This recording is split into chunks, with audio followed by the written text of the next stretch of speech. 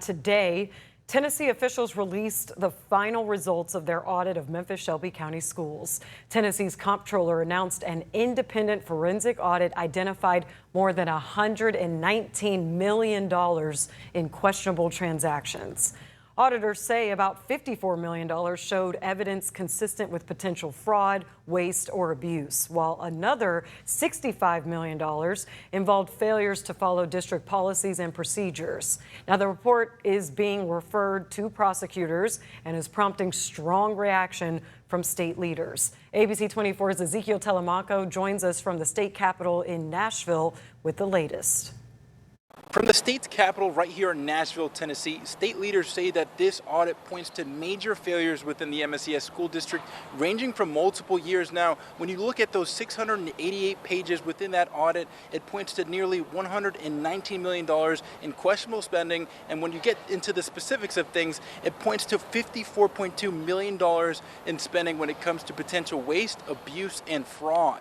The forensic audit ordered by state leaders spanned nearly 2 years and examined contracts, procurement, financial records, and governance practices inside of the MSCS school district. The auditors identified approximately $54 million in transactions that were determined to be consistent with evidence of potential fraud, waste, or abuse.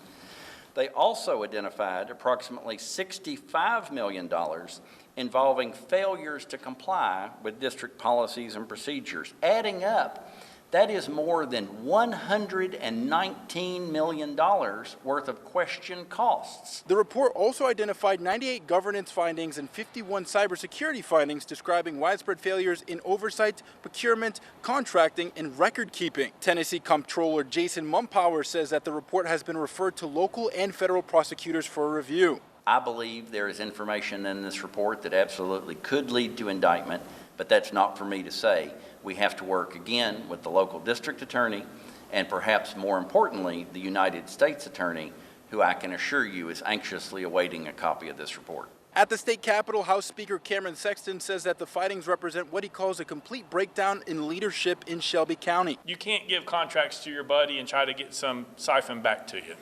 You can't try to go in and get your friends contracts without the bid process. You can't go buy buildings and refurbish them and then sell them later when you never used them at a loss. Sexton says that the district has lost the public's trust. What you have going on in Shelby County schools is a systematic failure.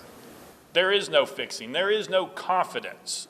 No one should have any confidence in the school board or the current administration of the school system or even the county mayor down there to do anything to turn this around. This happened on their watch as they were tasked with overseeing it, and they failed. The audit does not conclude that all of the questioned transactions were criminal or any determination of criminal conduct will be made by prosecutors after reviewing the report.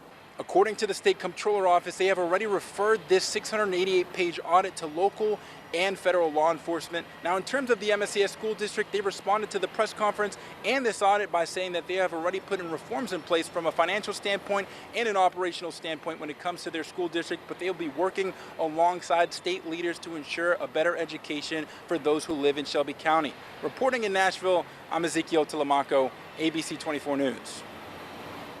Ezekiel, thanks. Now, more on Memphis-Shelby County Schools' response to the results. In a statement shared on social media today, the district said, in part, the report examines matters spanning multiple years, the majority of which predate the current administration.